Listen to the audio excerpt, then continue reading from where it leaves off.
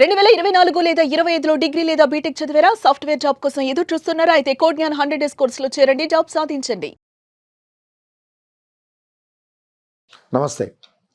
So, ఈ భూ వివాదాలకు సంబంధించి తీసుకోవాల్సిన లీగల్ రెమెడీస్ ఏంటనే విషయాన్ని మనం మాట్లాడుకోవటం గనక జరిగితే, జీపీఏ సస్టైనబిలిటీ ఉందో లేదో అనేది చూసుకోవటం అనేది ముఖ్య అంశం అయితే, అలాగే అసలు ఆ పర్టిక్యులర్ ల్యాండ్ అతని ఆధీనంలో ఉందా? దీని మీద ఏమైనా ఎన్కంబరెన్సెస్ ఉన్నాయా? ఆ ఫ్లో ఎలా వచ్చింది? ఇవన్నీ కూడా కొనే ముందు జాగ్రత్తలు తీసుకోండి. ఎందుకంటే చాలా సందర్భాల్లో సుప్రీంకోర్టు కూడా పర్చేజర్స్ ఆర్ బివేర్ అని చెప్పింది. మీరు గుర్తుపెట్టుకోండి, పర్చేజర్స్ ఆర్ బివేర్. ఎందుకంటే రిజిస్ట్రేషన్ చట్టం అనేది ఉన్న ఈ ప్రాపర్టీ రిజిస్ట్రేషన్ చేసినప్పుడు the genuinity of the property is not the business of the registrar. బాగా గుర్తుపెట్టుకోండి. ఒక ప్రాపర్టీ ఉందని ఇద్దరు మనుషులు వెళ్ళి ఆయన అమ్మేవాడు నేను కొనేవాడని చెప్తూ ఆ ప్రాపర్టీ వాల్యూ గవర్నమెంట్ ప్రకారం మీరు కోర్టు ఫీజు కడితే registrar will register the property in favour of the purchaser. Legal validity he is not his business.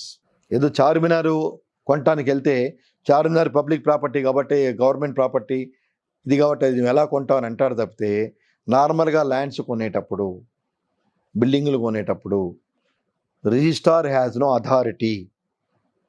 దీని మీద న్యాయస్థానాల తీర్పులు కూడా ఎంత విచిత్రంగా ఉన్నాయంటే, he has no business to refuse the registration. He has no business.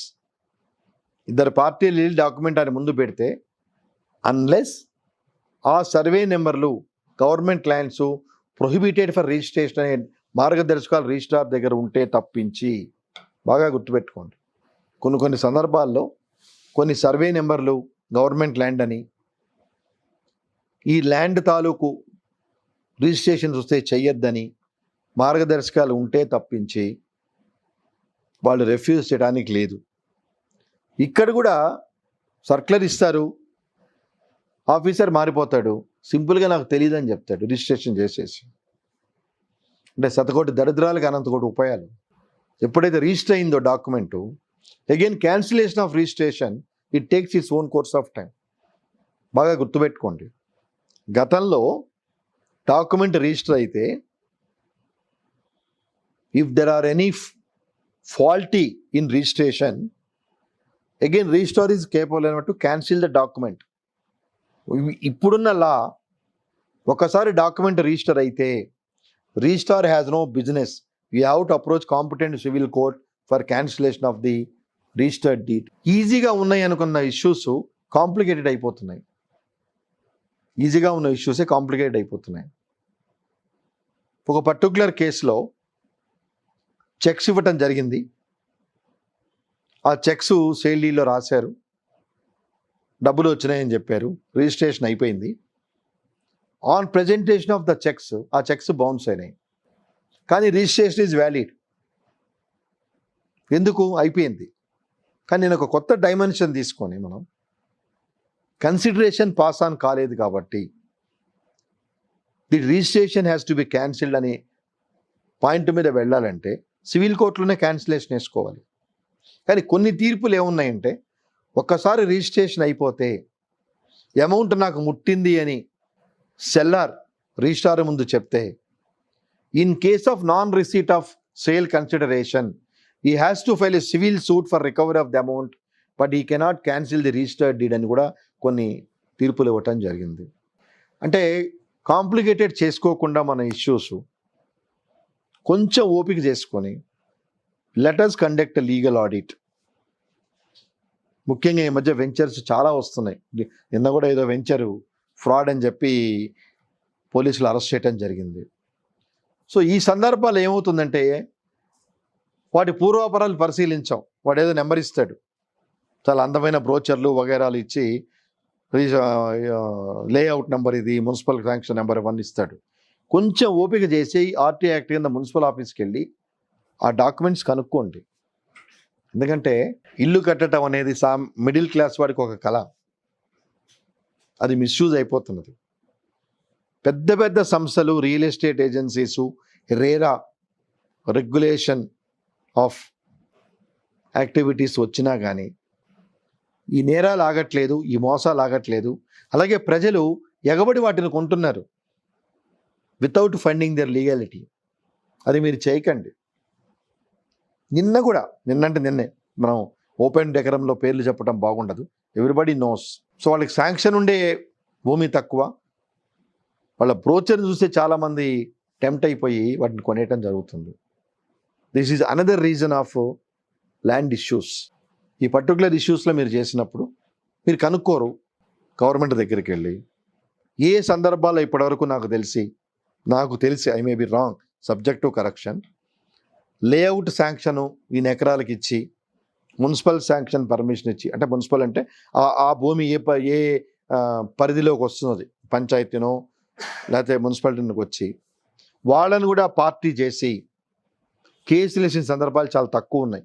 Only what cheat చేశాడు అని వాడి మీద రియల్ ఎస్టేట్ కంపెనీ మేనేజ్మెంట్ కేసులు పెడతారు తప్పితే దీనికి పర్మిషన్ ఎవరు ఇచ్చాడు, what are the documents he has verified before sanctioning the layout, ఇలాంటివి ఏవి ఎవ్వరూ చూడరు. అందుకే everybody is taking lenient to you for commission offences. వాళ్ళ కమిషన్లు వాళ్ళకు వస్తాయి, వాళ్ళ నేరాలు వాళ్ళు చేస్తారు. లేఅవుట్ శాంక్షన్ ఇస్తారు, లేఅవుట్ శాంక్షన్కి ఎన్ని ఎకరాలకు ఇస్తున్నారు, ల్యాండ్ ఎక్కడుంది, they never go for physical verification. I'm talking about the concern competent government officers. They never discharge their duties.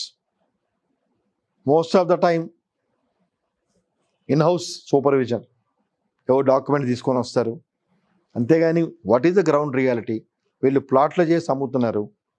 మీరు చాలా చోట్ల చూడండి, మున్సిపల్ పర్మిషన్ ఫర్ ఎగ్జాంపుల్ 5 ఫ్లోర్లకు ఉంటే బిల్డరు 7 ఫ్లోర్లు కట్టేస్తాడు, అమ్మేస్తాడు. అలాగే బ్యాంకులు కూడా లోన్లు ఇచ్చేస్తారు, అయిపోతుంది. తర్వాత ఎప్పుడో వీళ్ళు చూసి, ఇది కూడా విచిత్రం, అంత పెద్ద బిల్డింగ్ కట్టేటప్పుడు రెగ్యులర్గా చూసే మున్సిపల్ ఆఫీసర్ ఎవరు కామెంట్ చేయడు, అంటే ఆయన కళ్ళు కనిపించవు. బిల్డింగ్ అంతా అయిపోయిన తర్వాత ఇన్స్పెక్షన్కి వచ్చి 2 ఫ్లోర్లు ఎక్కువ కట్టావు, డిమాలిషన్ చేయాలని మాట్లాడతాడు. Most unfortunate. ఒక బిల్డింగ్ కడుతున్నప్పుడు ఒక ఏరియాలో ఆఫీసర్కి నాలెడ్జ్ ఉంటుంది. వాళ్ళు బిల్డింగ్ శాంక్షన్ ఇచ్చినప్పుడు the concern town planning officer or city planning officer, whoever surveyor, the concern officers are having knowledge. మనం బలాని చోట బలాని బిల్డింగ్ పర్మిషన్ ఇచ్చామన్నప్పుడు దే నెవర్ ఇన్స్పెక్ట్. ఆ పర్మిషన్ ఇవ్వటం వరకే.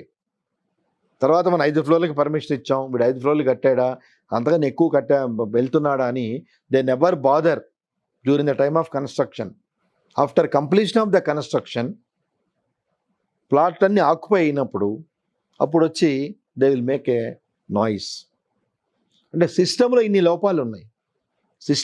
లోపాలు ఉన్నాయి కాబట్టి ఎవ్రీడే ఫైనాన్షియల్ కంపెనీస్ కానివ్వండి, అలాగే రియల్ ఎస్టేట్ బిజినెస్ కానివ్వండి, స్కీమ్స్ కానివ్వండి, they are taking undue advantage. So ఎప్పుడైతే చట్టం అనేది గట్టిగా ఉంటుందో they will also become all right. ఇవేవీ లేవు, ఎవరి పాటికి వాళ్ళు చేసుకుంటూ పోతున్నారు. రియల్ ఎస్టేట్ రెగ్యులేటరీ కమిటీ అని పెట్టారు, రేరా. అలాగే దీని మీద అప్పలేట్ కమిటీని పెట్టారు. దేనికి ఇవన్నీ? అంతవరకు ఎందుకు? Prevention is better than cure. Initial స్టేజ్లోనే పర్మిషన్ శాంక్షన్ చేసేటప్పుడే సఫిషియెంట్ అమౌంట్ డిపాజిట్ చేయమంటాం కానీ, లేకపోతే వాట్ ఎగ్జాక్ట్లీ శాంక్షనింగ్ దాన్ని బట్టి పోతున్నారని కానీ, ఇవన్నీ చేసుకోకుండా చేస్తున్నారు. తర్వాత ప్రజలు మోసపోతున్నారు. సో ప్రజలకు కూడా నేను అడ్వైజ్ ఇస్తున్నాను, అంటే మీకు తెలీదు అని కాదు, ఎప్పుడైతే మీరు ప్లాట్లు కొంటున్నారో, యువర్ లైఫ్ టైం ఇన్వెస్ట్మెంట్ చేస్తున్నారో, యూ ఆస్క్ ది ఇన్ఫర్మేషన్. వాడేదో మీకు జిరాక్స్లు ఇస్తాడు. Why you should believe that fellows copies? Go to municipal office. కొంచెం మీ డబ్బులు మీ సేవింగ్కి మీరు ఒకరోజు శ్రమపడలేరా? తర్వాత మీకు రావు. మున్సిపల్ ఆఫీస్ పర్మిషన్ ఇచ్చిందంటే ఆర్టీఐ కింద అప్లై చేయండి. ఆర్టీఐ కింద అప్లై చేసి ఏం శాంక్షన్ ఇచ్చారు, what are the documents the builder submitted to the municipal authorities for obtaining the layout sanction అడగండి. ఏవో అటు ఇటు పెట్టడమే కాదు. నేను ఈరోజు మీతో ఇంత మాట్లాడుతున్నాను. అశోక ఆర్నాట్ అపార్ట్మెంట్స్ అశోక్ నగర్లో ఉంటాం మేము. మా బిల్డింగ్లో 3 అడ్వకేట్స్ ఉన్నాం. మాకు ల్యాండ్ చూపించాడు, వెనక చాలా సెట్అవుట్ వదిలేశాడు, వెనక పార్కుకి చాలా ఇచ్చాడు, బాగానే ఉంది. 10 ఏళ్ళ తర్వాత ఒరిజినల్ బిల్డర్ వచ్చాడు, సార్ నేను ల్యాండ్ ఇక్కడ అమ్మలేదు, నేను ఇంతవరకు అమ్మాను, శాంక్షన్ చూసుకోండి అని. అంటే మేము లేఅవుట్ బ్రోచర్ చూసుకొని మేము మోసపోయాం.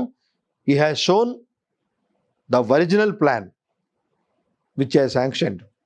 దానిలో ఆ ల్యాండ్ మా కంట్రోల్ లేదు, వాళ్ళ కంట్రోల్లోనే ఉంది. తర్వాత అతనితో నెగోషియేట్ చేసుకొని చాలా కష్టపడ్డాం. అశోక్ ఆర్నాట్ అపార్ట్మెంట్స్, అశోక్ నగర్ నేను ఇప్పుడు చెప్పేది, మేము ఉండే అపార్ట్మెంట్స్లోనే. మళ్ళీ మేము అడ్వకేట్స్. 10 years back story. అంటే we believed the document shown by the builder. మిగతా ల్యాండ్ బిల్డర్కి అమ్మాడని మాకు తెలియదు. అంటే ఒరిజినల్ ట్రాన్సాక్షన్లో ఉంది, ఒరిజినల్ లేఅవుట్ ఈజ్ కరెక్ట్, కమర్షియల్గా దాన్ని మార్చారు. సో 10 ఏళ్ళు అయిన తర్వాత వచ్చారు. అది పాసిబిలిటీ సాల్వ్ చేసుకోవడానికి కాబట్టి వీ హ్యావ్ సాల్వ్డ్. అదే మేము ఫ్లాట్స్ తీసుకొని ఉంటే, అనాథరైజ్ కన్స్ట్రక్షన్ అయ్యి ఉంటే మాది, చాలామంది చెప్పేస్తారు టెర్రస్ కూడా కట్టేస్తారు, టెర్రస్ మీరు కొనేసుకోండి తర్వాత చూద్దామని. అంటే ఈ భూ వివాదాల పార్ట్ అండ్ పార్సలే ఇది. ఈ భూ వివాదాలు ఎందుకు జరుగుతున్నాయి అంటే ప్రాపర్ ప్రికాషన్ లేకపోవటం, సో వీటిని కంట్రోల్ చేసే మెకానిజం లేకపోవటం, everybody is trying to cut short their own targets రావటం, ఇన్ని ఇబ్బందులు ఉన్నాయి. కాబట్టి ఎన్ని వందల కేసులు, ఎన్ని వందల ల్యాండ్ల కేసులు, టెంపుల్ ల్యాండ్స్, గవర్నమెంట్ ల్యాండ్స్, నాకు తెలిసి సింహాచలంలో కొన్ని వందల ఎకరాలు ఎంక్రోచ్మెంట్ జరిగినాయి. కొన్ని వందల ఎకరాలు అంటే ప్రతి పెద్ద పెద్ద దేవాలయాలు అన్నిటికీ వందల ఎకరాల్లో ల్యాండ్స్ ఇచ్చారు, అవన్నీ కబ్జాలు జరిగినాయి. There is no mechanism. Mechanism ఉంది, కేసులు ఫైల్ చేయటం, ఆ కేసులు నడవటం, ఇవన్నీ నడుస్తూ ఉన్నాయి. సో ఈ భూ వివాదాలు, భూ కబ్జాలు అనే విషయంలో మన ఫ్యామిలీ మెంబర్స్ కూడా ఎలాంటి పాత్ర పోషిస్తున్నారు, what are the precautions our family members has to take to protect our interest అనే విషయాలు మనం తదుపరి టాపిక్లో మాట్లాడుకుందాం. నమస్కారం.